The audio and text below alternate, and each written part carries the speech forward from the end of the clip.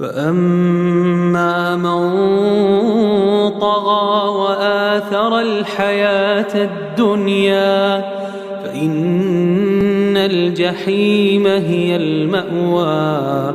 وأما من خاف مقام ربه ونهى النفس عن الهوى فإن الجنة هي المأوى.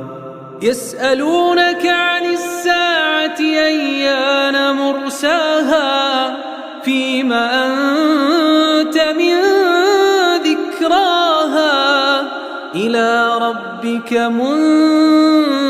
منتهاها إنما أنت منذر من يخشاها كأنهم يوم يرونها لم يلبثوا